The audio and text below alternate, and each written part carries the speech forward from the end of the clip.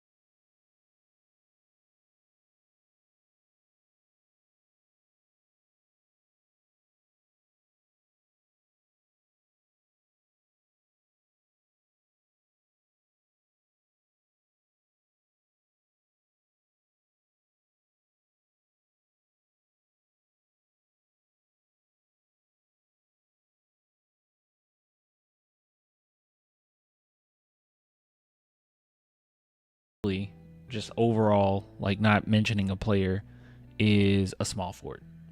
I want a starting small forward. That's what we need. Okay, guys, first order of business. All right. So this was sent over to me. This is from The Ringer. And apparently Zach Lowe had something to say about our boy Steph Castle. And you guys know we listen to anything that's hate and we listen to anything that's praise. Just anything related to the San Antonio Spurs, we try to put it on the channel, right? So, like, I appreciate everyone that tags me on Twitter with things like this. So if you guys have anything that you want me to go over, just tag me. You can send it to me. I think you might have to, I might have to follow you for you to send me it on Twitter, maybe. I don't know. But you can send me it on Instagram. But the best way to get my attention is just to tag me. Just at me on Twitter, Blue Sky, any of that. All right. That's all you got to do. All right, let's take a look here. Let's see what he has to say. You guys can't hear that because it's muted. All right, let's try it again. I love Castle. Whoa! What? Right off the bat? Right off the bat, my boy? Whoa! This is a family channel. I love Castle. That's all we needed. All right, guys. Well, I appreciate you guys watching the video.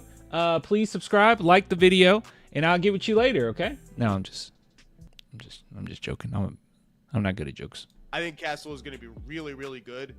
I think the Spurs have a real player there to put next to Wemby and absolutely hit that draft pick out of the park. Set aside all that stuff about warts and ball dominance and blah, blah, blah. His defense is this or that. I love Castle. I think he's going to be awesome. All in.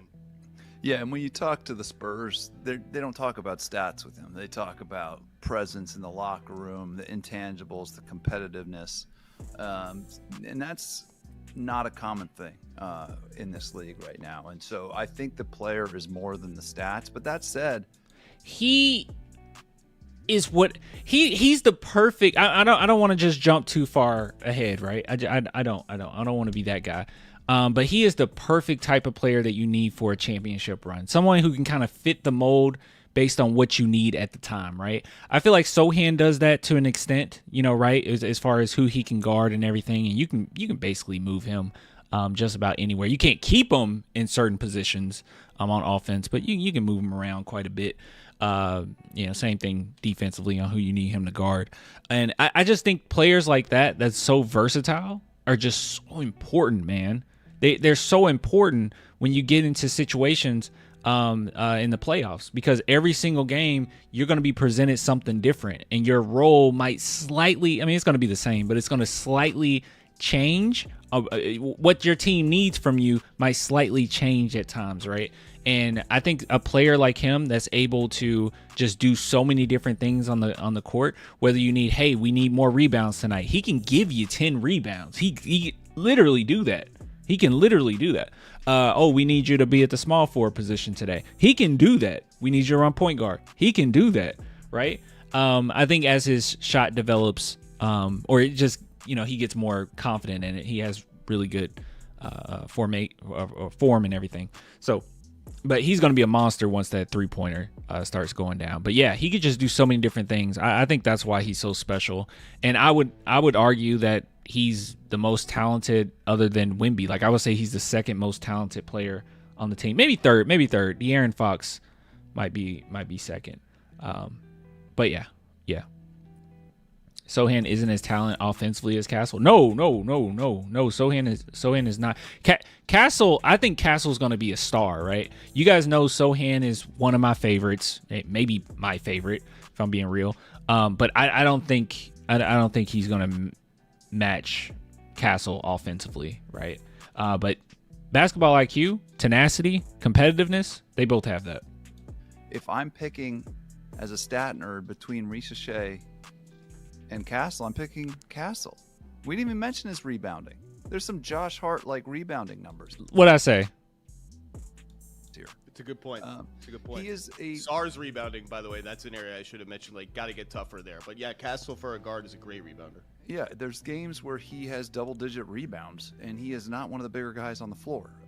Very important. Love Castle. Oh, okay. I think Castle. Yeah, I did want to hear that again. Yeah, very important stuff. Very important stuff. I was one that did not want Ricochet. Like, it was so many Spurs fans getting upset at me for not wanting Ricochet. I was like, I just don't like him in this draft. I'm like, I if you have to choose, I thought he went way too high. And it was like, it was literally the last month, or maybe not even last month, guys. It was like the last 2 weeks where his draft capital just increased like crazy. I don't even know what happened, right? He was considered like a late lottery. And then, like, as a couple weeks go by, he just kept going higher and higher and higher. And I was just sitting back like, oh, okay, this is like a fluke, right?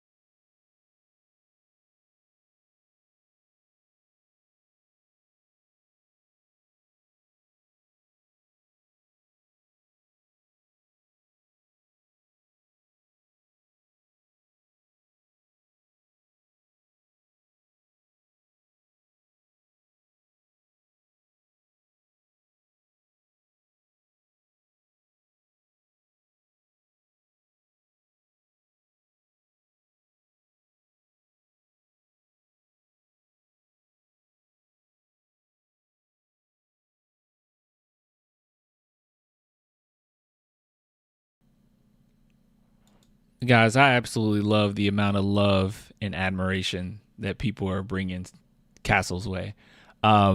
It's just so great to hear Zach Lowe just talk about how much he loves Steph Castle. I was not expecting them. I'll be honest with you guys. I was not expecting them to bring up his rebounding, right? Like, that's something that people don't talk about, but he's so versatile in so many different areas. I think Steph Castle legitimately is going to be a star, right? Like, everyone gets on my case about how I feel about Jeremy, where I'm like, oh, Jeremy's really good and you guys just don't understand, and I show advanced analytics on it. I do not say he's going to be a superstar. I don't see him that way. I think that he'll be very important to us for championship runs. I do believe that, but not everybody has to be a star, right? And I don't think that about Sohan. People think that I overly praise him. I don't think I do. With Castle, I will say with my whole chest, okay? I think he's going to be a star. There's nothing about his game that indicates to me that he won't be. The amount of impact that he's showing, even without a three-point shot right now, he has the form, it's going to develop, it's going to get better. But without that in his bag, and he's still managing to put numbers up, still managing to play with his own pace as a rookie, it seemed like the game slowed down for him in the first week of NBA basketball. And I also don't just ignore the fact that he won an NCAA championship. Like, I think that that's a big deal, right? Not everyone can say that. That's in the NBA. And that's a very high stress situation, right? Every single game is a game 7 in that tournament, and he did great. So yeah, I'm huge on him. I really think he's going to be a star, and I like the fact that people are actually giving him his praise. He's going to be Rookie of the Year. Like, there's no way around that.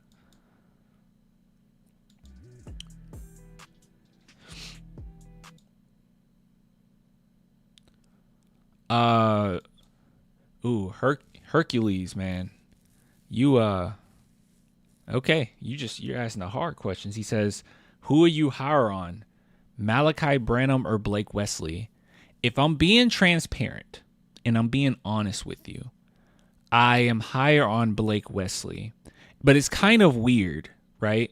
Because while I think Malachi Brandham has more talent, like, I think Malachi Brandham has a little bit more upside than Blake Wesley, I still think that Blake Wesley fits our team so much better than Malachi. I don't even think the Spurs have found a way to be able to use him, right? Like, Malachi Brandham is a really good ball handler, and he's good in the pick and roll, as a pick and roll ball handler, that is. Blake Wesley, we haven't really used them in that way at all, right? Like, when I look at, how should I answer this? It's kind of tough. Let me get my thoughts together. Hold on.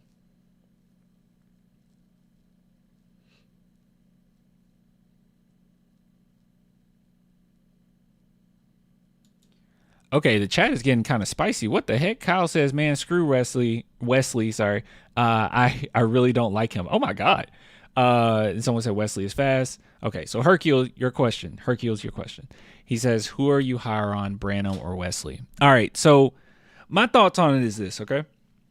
I think Malachi Brandham has more upside than Blake Wesley. But as far as for my San Antonio Spurs, I prefer Blake Wesley.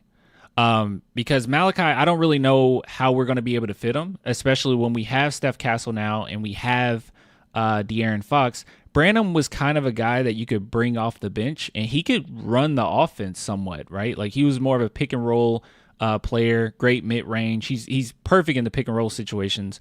But we kind of relegated him to just be a spot-up catch-and-shoot three-point shot, and I don't think three-point shooter, I'm sorry. And I don't think that's what he is. Whereas Blake Wesley, it's like if you don't get anything offensively from him, you get the very least can sit Castle or sit Sohan, and you get the same amount of energy with him coming into the game defensively. I don't think Malachi Brandham will ever be, not only because of his physical stature and everything pertaining to intangibles that you just can't, that you're just born with it. I just don't think that he'll be able to ever measure up to what Blake Wesley can bring defensively. So I'm not super high on Blake Wesley. offensively, right? Like if it comes together, great. But as far as having De'Aaron Fox, for instance, and I think that our pace is going to skyrocket in the next coming seasons. Blake Wesley fits that mold perfectly, and I like it. I like him on the team. Maybe he won't be, a guy that gets 20 plus minutes a game, but maybe he could be a guy the end of your bench that gets 10 and give you very valuable 10 minutes. So that's a guy that I would rather have. So as far as who I'm higher on, technically I'm higher on Malachi Brandham as far as what he can become in the NBA. But Wesley, as far as for this team, I think Wesley just fits better. You know what I mean? So those are my thoughts on it. Yeah, I hope that made sense. Every castle needs a flag. Stop. You can't be cornier than me, man.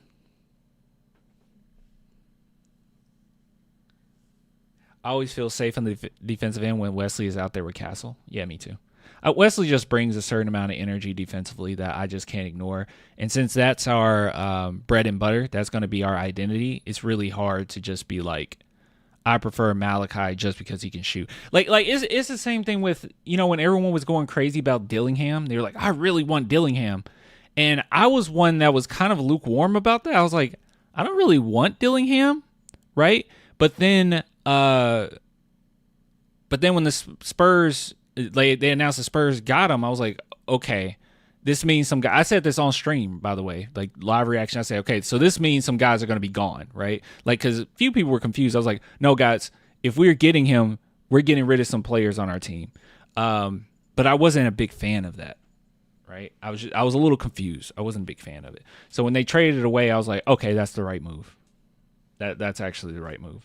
If there's no one else in the draft that you want, that's the right move. That Hawks pick may be the key to what? What do you think of Emma Frost? I'm gonna be real with you. Phenomenal addition, but dude, why are they adding so many characters? They're gonna have to calm down with her damage, bro. Like they're gonna have to fix that. They're gonna nerf it a little bit. Not her primary, but when she goes into diamond form, it's just unfair.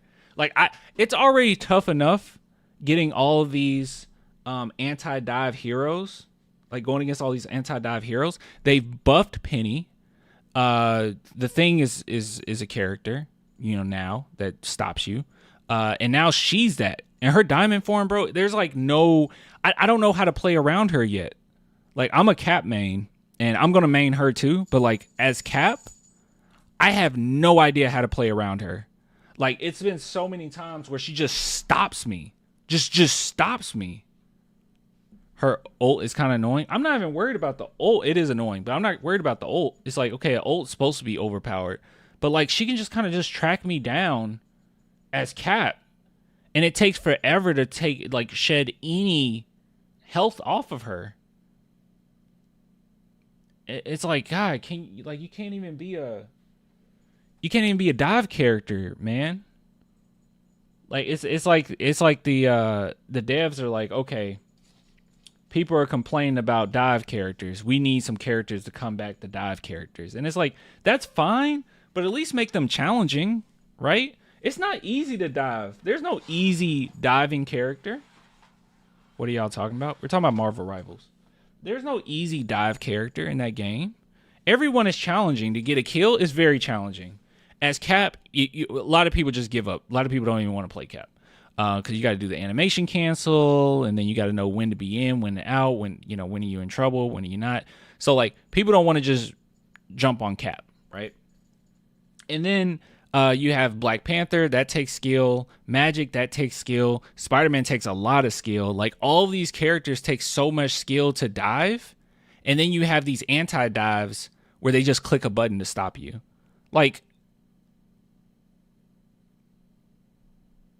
I don't like that, bro. She grabs you so fast. I'm just trying to figure out how to play around her. I figured out how to play around the Thing for the most part. I don't like the fact that you can't sprint in the air on top of his earthbound. Doesn't make a lot of sense. I don't know how you're getting earthbound mid-air. You should be on the ground when you get earthbound, and it should last a minute. But yeah. But I found a good way to. I just kind of bait out his cooldown. But when Emma Frost goes diamond, bro, it's so quick till I can't. I can't even notice it. It's so fast when she does it. But like I said, I'm gonna main her, but I don't want it to get to the point where I can't even bring Cap into ranked, bro. Like that scares me. I want to be able to bring Cap into rank.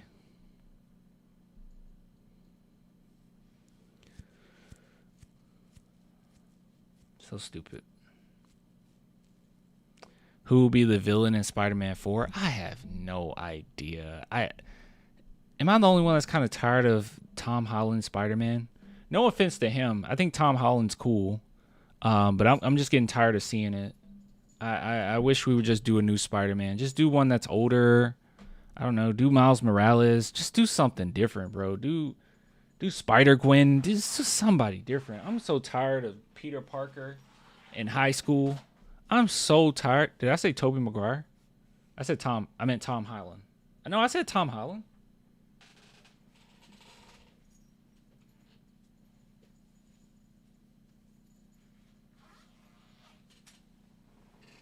I said Tom Holland.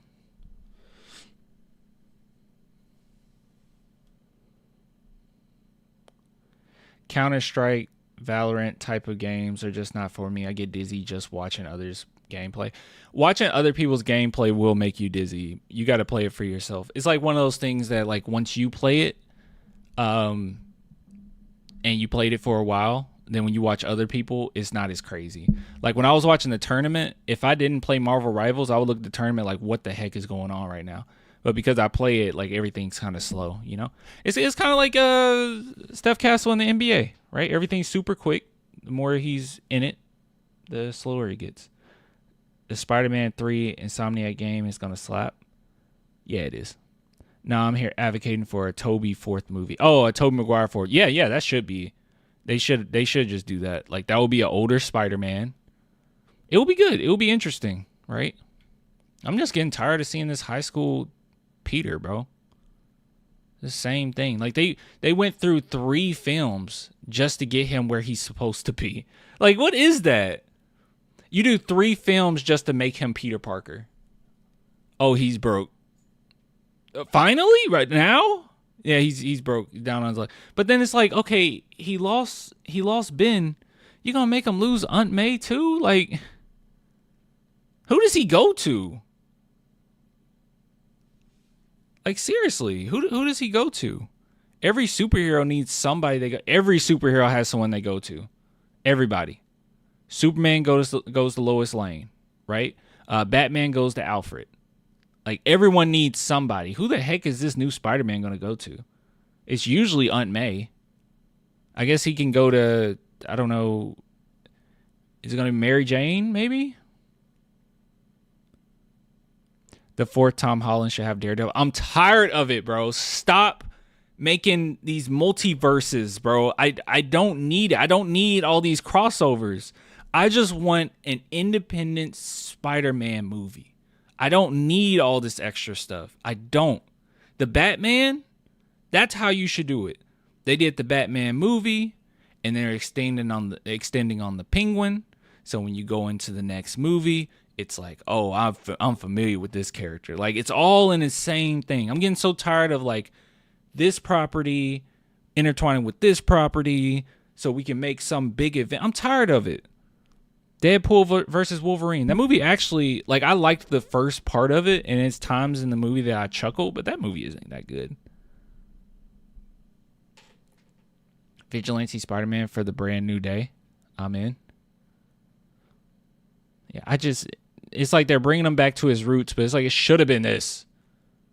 It's like, now we're going to restart. It's like, can we just ignore the first 3 movies? I hope they don't bring up any of the first 3. Just don't bring up any of it. Just pretend it never happened.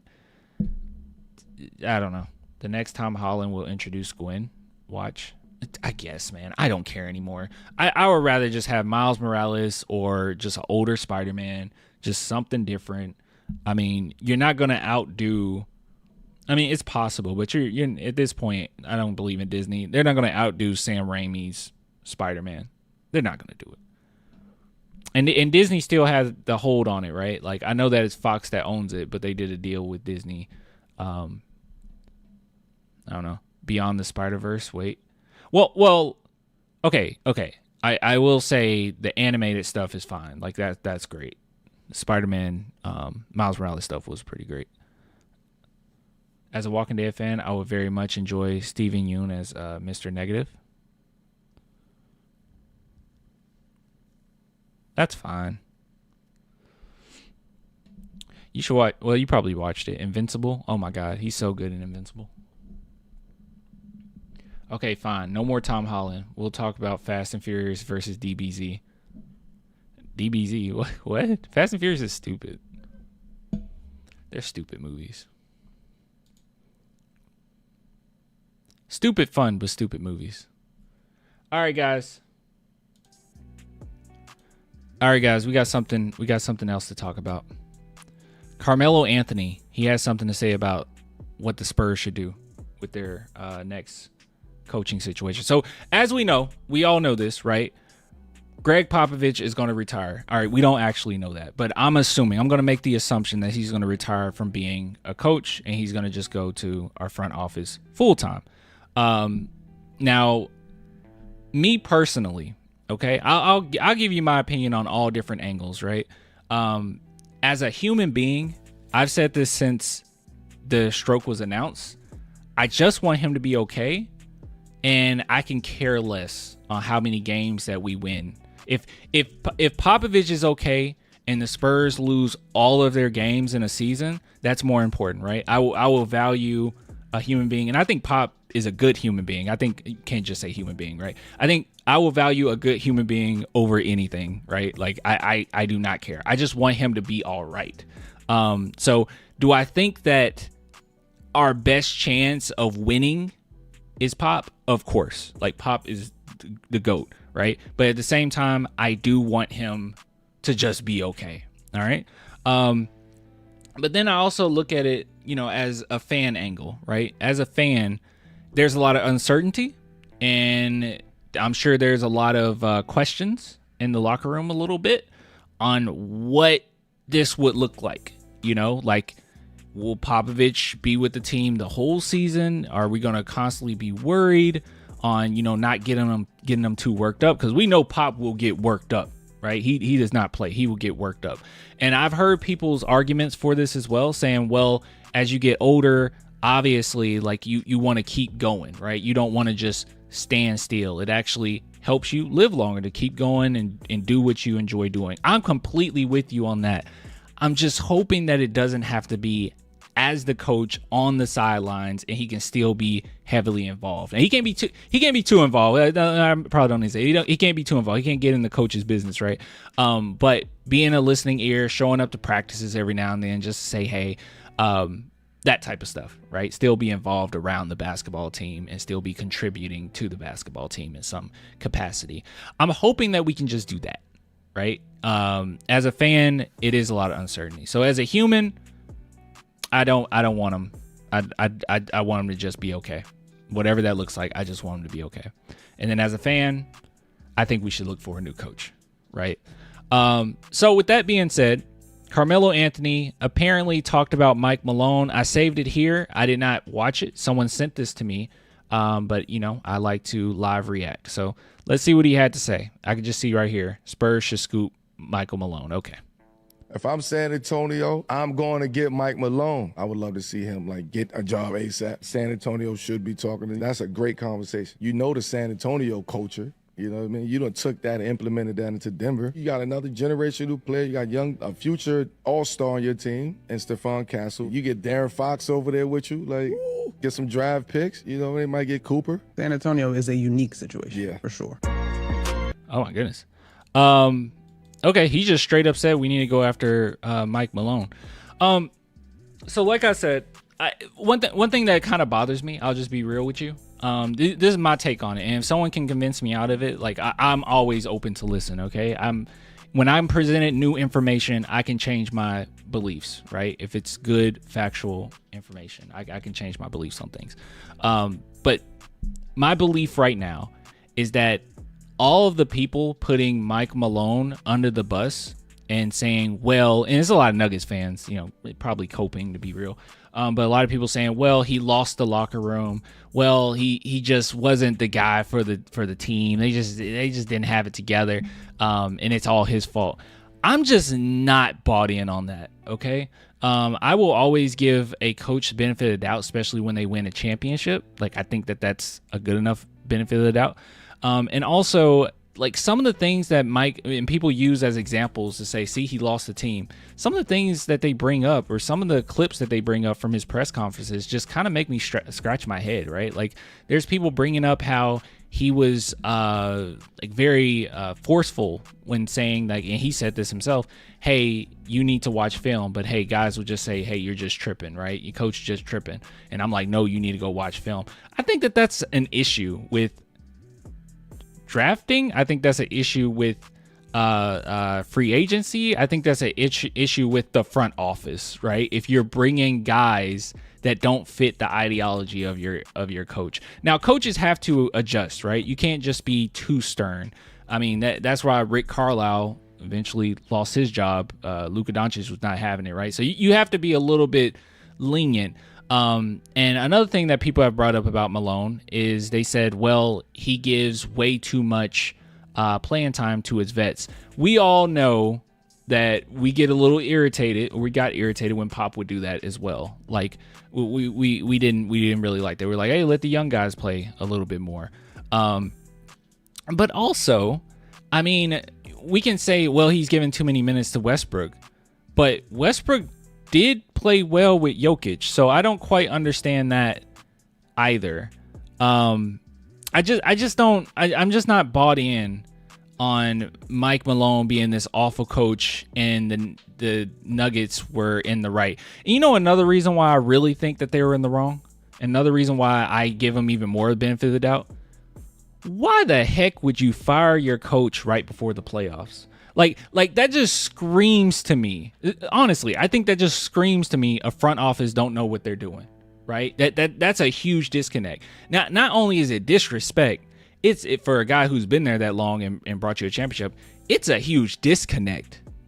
It's a whole different beast you're dealing with right here. For you to get rid of your coach right before the playoffs, for you to make such a wild decision right before I just wouldn't be surprised if you made other mistakes in other areas, or you've been kind of disrespectful towards this coach to begin with, or you just didn't know what the team needed, or you put it upon yourself, which a lot of front offices do, put it upon themselves, not communicating with the coach at all as far as the type of players that we're going to be bringing to this team. This is our direction. This is our vision. We don't care what your vision is. That's just what it feels like to me. I couldn't fathom the San Antonio Spurs doing that to any coach. To any coach. I cannot imagine them doing that right before the playoffs. I can't imagine any competent front office doing that. So it makes me scratch my head when it comes to the Nuggets, man. Like, maybe something isn't right. And then on top of it, them getting rid of the GM too, it's just like, I don't know, you needed a scapegoat with the coach or something, But if he lost that locker room because he just needs them to take the game serious, I think that's a personnel issue. I don't know. Yeah. I mean, it'll be great. Popovich is a type that he can adjust quite a bit, but that's like bare minimum what you need as a player, right? You want them to be able to take it serious, watch film, be professionals. And if he's not getting that, maybe he's just in the wrong environment, right? Doesn't mean the Nuggets can't win with guys like that, but they're not going to gel with a coach that doesn't like that. The Golden Nuggets don't have a new coach or tactics, and 2 games don't prove anything. Yeah, it's ridiculous, bro.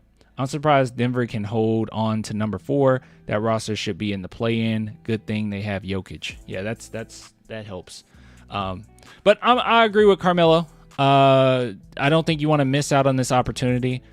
Taylor Jenkins is one that I really like. I really, really like him. But Mike Malone being right there, I mean, you got to figure something out. We got to see what's going on. But I'm sure Papa, if anything happens, Spurs not going to disrespect Pop. I'm sure Pop will be the one to give them that phone call and say, hey, you want to coach my team? Like, he'll probably do that. But anyways, that's all I have to say about this one. Good stuff. You do love it, though, man. You do love it.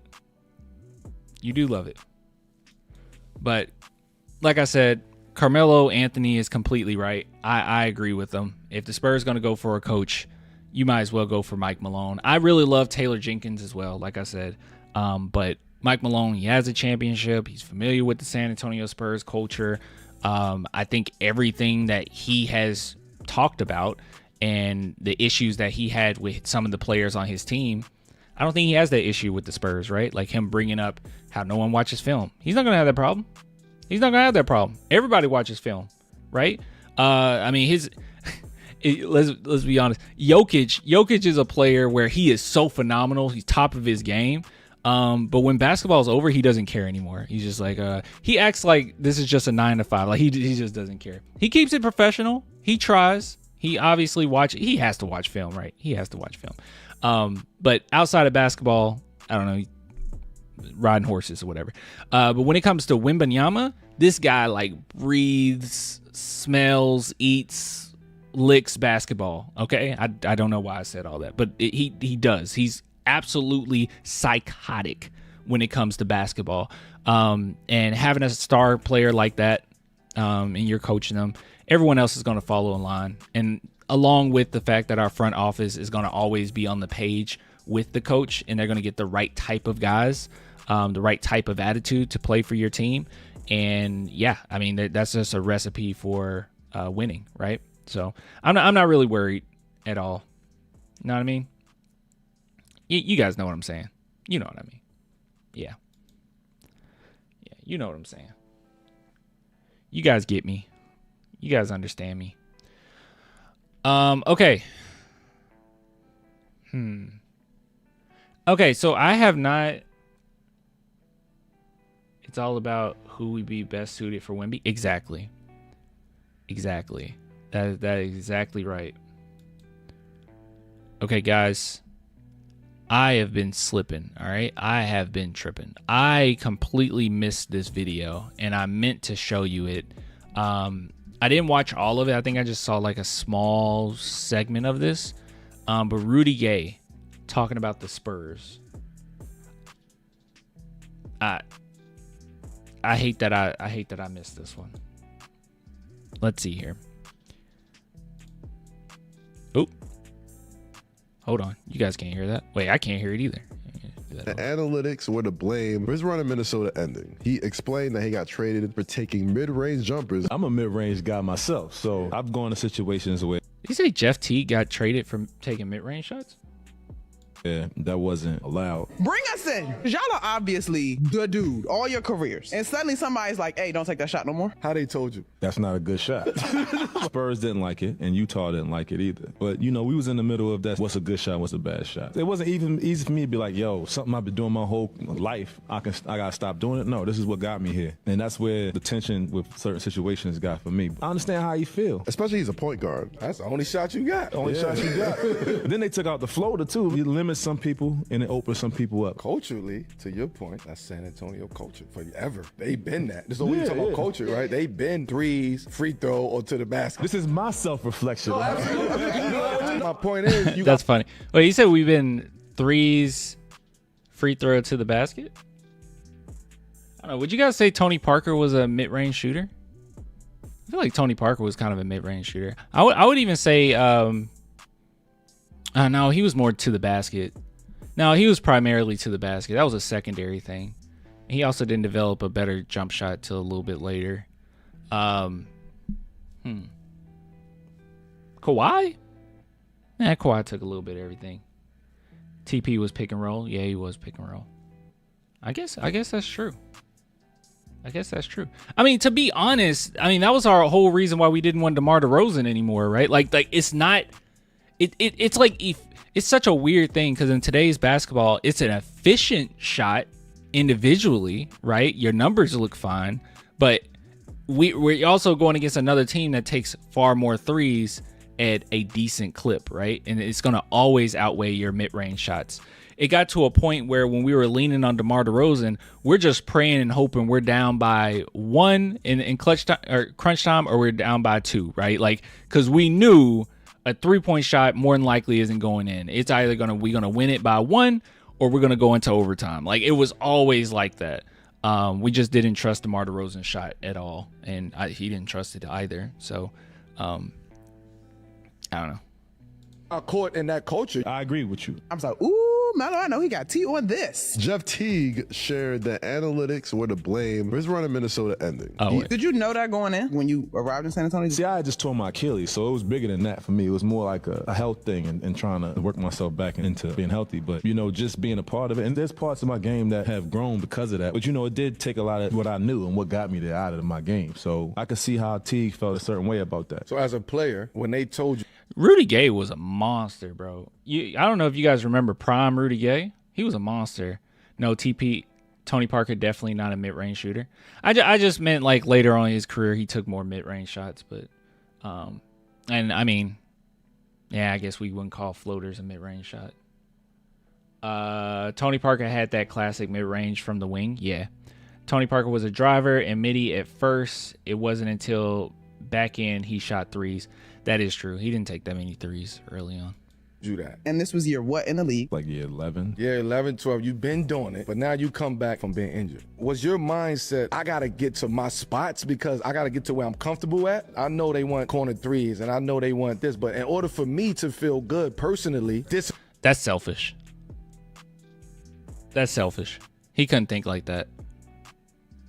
Please say no. is my bread and butter. See, the year prior, before I tore my Achilles, I had George Carl. He was the same way. I just didn't give a f. I was going to do what I was going to do. You know what I'm saying? So like, I'm going to get to me. But, you know, going to a different situation, coming off injury, and then having to fit into a different kind of system and culture, that was the tough part. That button you push in the game, that's what gets you by sometimes. You know what I'm saying? And I'm getting to my spot. Yeah, you might be 2 for 15. Like, it. Did you know that going? Now you have a good game, you know what I'm saying? Or you hit that game-winning shot. That's that button, but you're dealing with outside things. That F it button.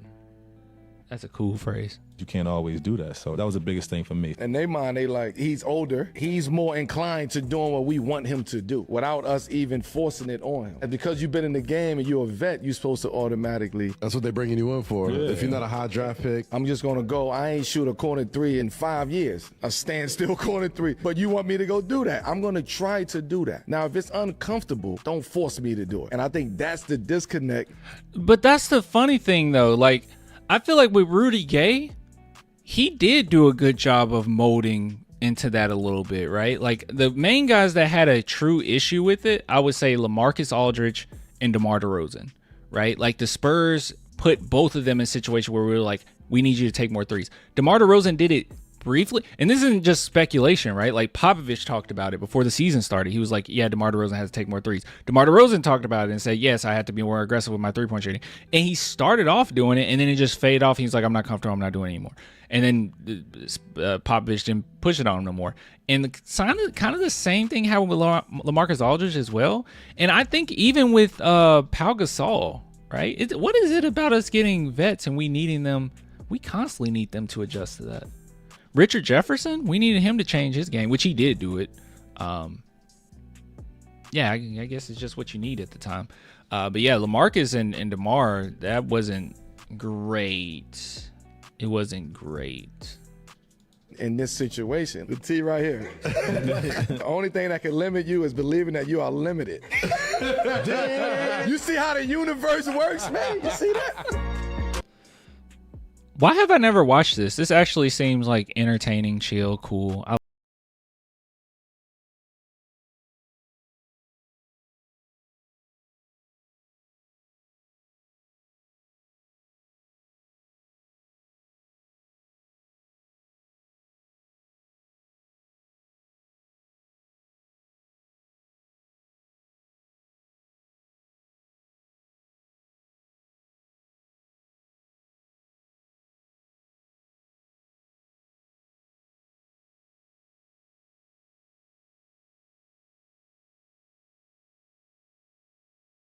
ahead and go and give Carmelo a little likey like here, a little follow.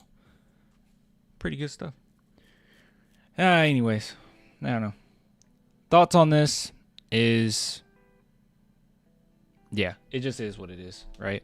Doesn't seem like he was trash talking us or anything or nothing like that. It's just a matter of the game changing. He's in a different culture. He was pretty chill about it, right? I think Rudy Gay got a lot of hate from Spurs fans, but we had to recognize how limited he was, right? Like he wasn't somebody that we were really going to be able to just solely depend on. Unfortunately, when the Kawhi Leonard situation went down, we really relied on Rudy. But he was there. He tried. He played hard. Just wasn't enough. Wasn't enough. It was not enough, guys. All right. Let's see. Anything else we got here? I think that's all I had.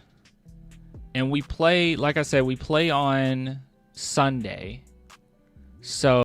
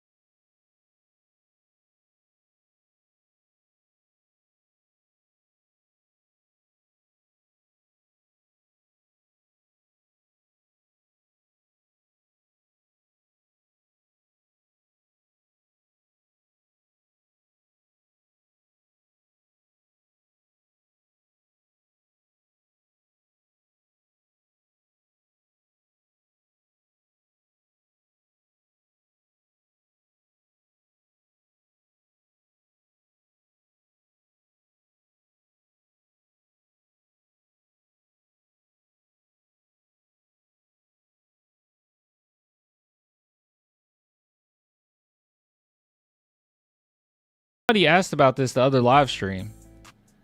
So here's your answer. That's kind of funny. Yeah, that's kind of funny. Because, yeah, literally someone asked about this. Yeah, this is hilarious. Yeah, someone asked about this. They asked me the other night. They were like, "Hey, Clan, Wembanyama, what his block numbers look like since he's been out for so long? Like, is he still leading?" And yeah, he's still leading, bro. What is this? And he's leading by a crazy margin. Like, no one's gonna catch up. He's leading 46 games played, 176 blocks. Next is Brook Lopez with 78 games, 144. And then you got Miles Turner, Walker Kessler, Evan Mobley. Wembanyama is absolutely incredible, bro. I'm so frustrated that we didn't get to see more Wemby ball. We needed him to just get to 65. Who would have expected what happened would have happened? So unfortunate. Good stuff, though. That's crazy. Any movies you're planning on watching? Let me go to my letterbox. Not movies right now. I want to watch the new Black Mirror because people are saying it's good. I hope Black Mirror is back. I mean, it hasn't been good in years. Let's go to watch list. Let's see. I started Kevin Can F Himself.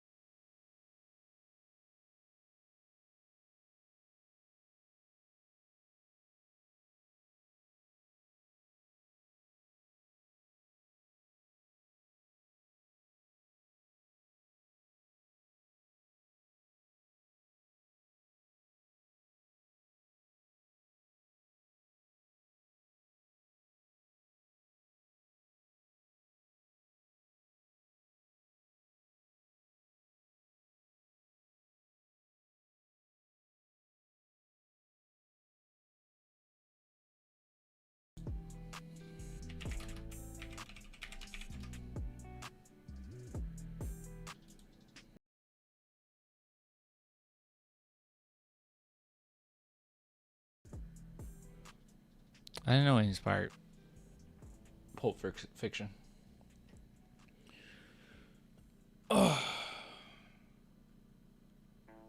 Are you gonna do some draft prospect preview and give your opinion? See this where I picked them?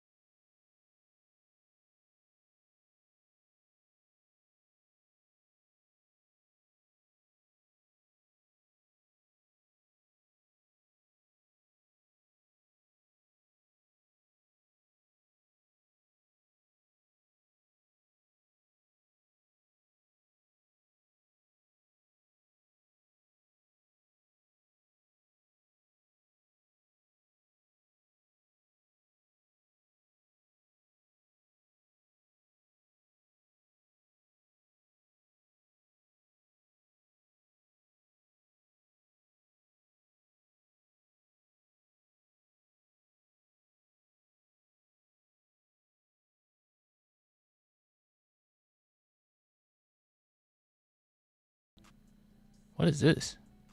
Queen of the Ring 2024? Yo, how many movies have you seen? What is this?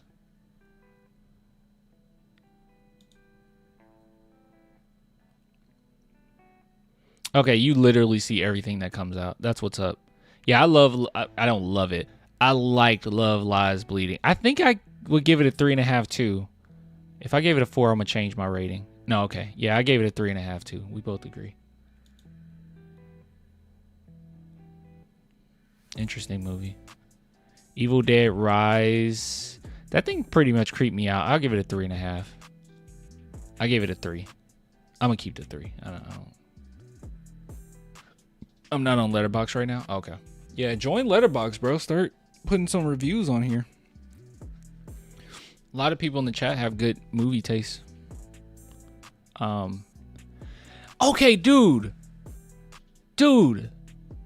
This movie, One of Them Days, you gave it a 2.5, right?